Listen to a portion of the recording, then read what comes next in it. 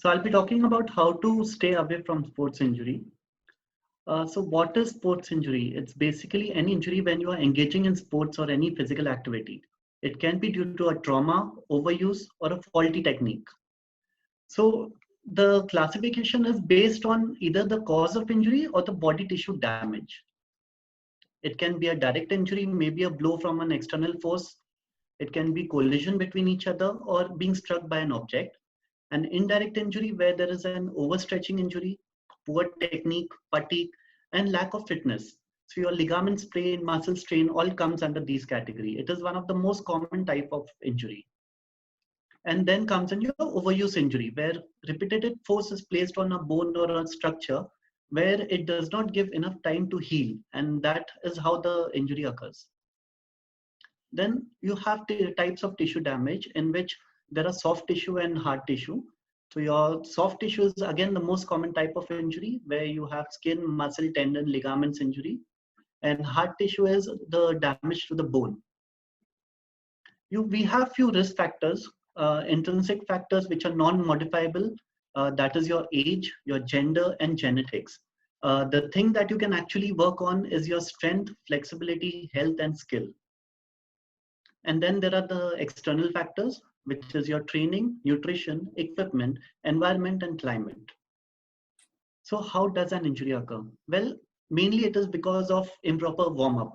Your body is not warmed up, it's not charged up, it's not moving in the right direction. You keep stressing onto your joints and that may create an injury. Or if there is sudden change in direction, repeated pivoting or twisting movements, when you ignore to pain, you do not know when to stop. You continue with pain, and then the formula of no pain, no gain does not apply in such situation. If you have poor strength or your body is not prepared, your technique is very poor, or you lack of training practice, or your equipments are not proper. So all these factors will create an injury. So how can we stay away from it? Main is your planning. Everything depends on your planning. You follow the principle of prehabilitation.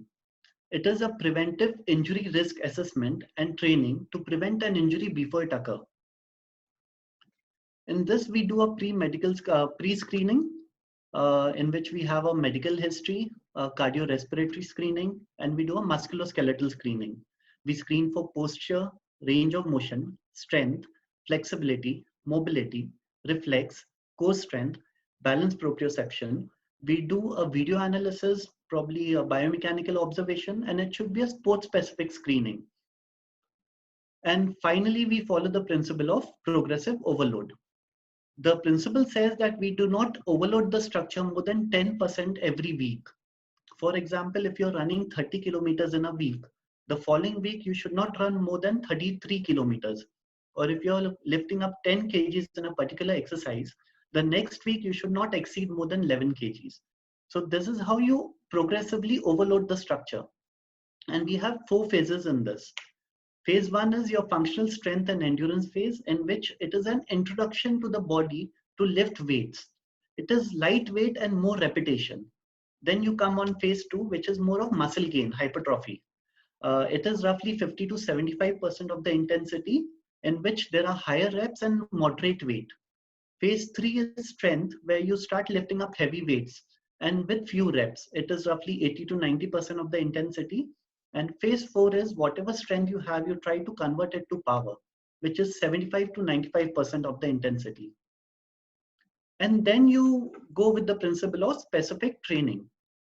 You train specifically for what you want to achieve. A goal specific and a sport specific training should be done. Now, if I give you an example of a footballer, a goalkeeper versus a striker, they both requirement in the game is different. So the training would be different, though the sport is same. So your training must need your requirement. If you want to work on speed, sprint training and interval training are excellent to help you with that training to improve your speed. And if you want to build your endurance, you have to get out on the road and start running or cycling or jogging. This is how you'll build that mileage and make your legs stronger. Then you come with periodization. Well, this is a system of training used to prevent overtraining and to reduce the risk of injury by slowly progressing from one level to the another. and also giving enough recovery and rest time for adaptation to occur.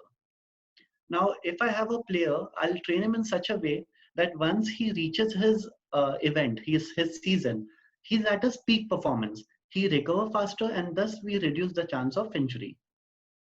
And also we do a workload monitoring, which is every weekly workload monitoring, so that we know whether we are overtraining, undertraining, and whatever we are training, how effective is that. So you prepare your body. You do a proper warm-up, and it should be a goal-specific warm-up, in which all your dynamic movements like jogging, moving around, moving all dynamic, moving your joints in all direction, that, and your body-specific movement. Now, if you have a badminton player who has to do a lot of rotational movement, so your shoulder should be warmed up in that position, in that movement which is required. You should do a lot of stretching exercises, not only for your soft tissue, but also for your neural structures.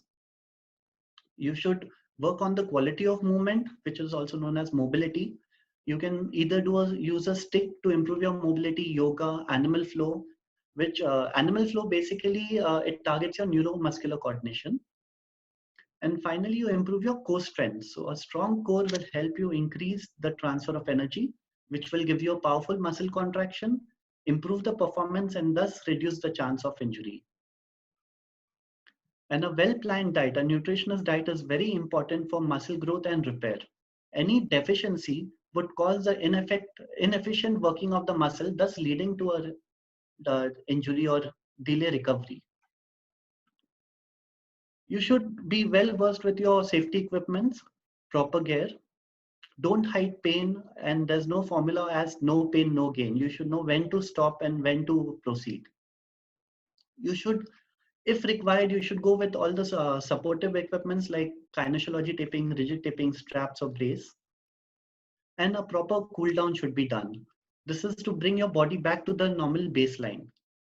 You can do slow, low intensity stretching, probably hold it for 30 seconds, into 3 to 4 stretch for each muscle.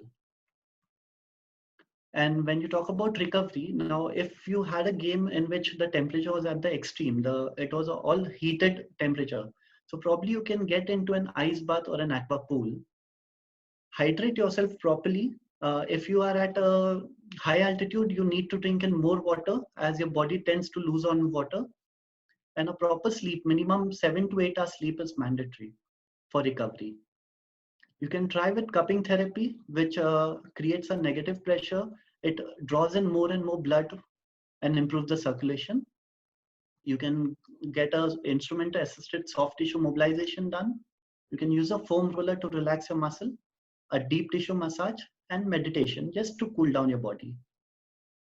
And every game will have its injury depending on the game being played and the position of the player.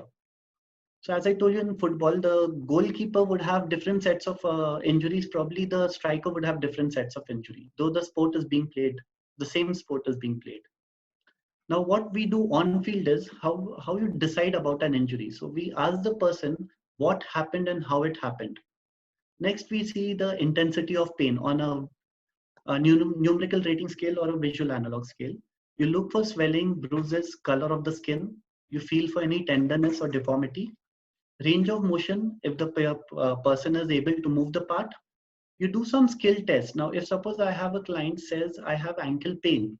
I checked him, I feel, okay, that's not something major and he can continue. I'll probably make him jump, make him hop, make him load that ankle. See, if he can load it, probably I'll ask him, yes, you can play, or he will decide whether he can play or no. And also we see this. Now, if suppose it's Virat Kohli and he's playing a final match in World Cup. So that in that situation, you will probably go with the pain because that match is important. The position of the player is important at that particular time. So in such cases, you have to go with strapping and bracing and all so that he can at least continue in that segment and later on the management is seen. And if you have an injury, it's basically the price treatment in which you prevent, you rest, apply ice, compression, and elevation.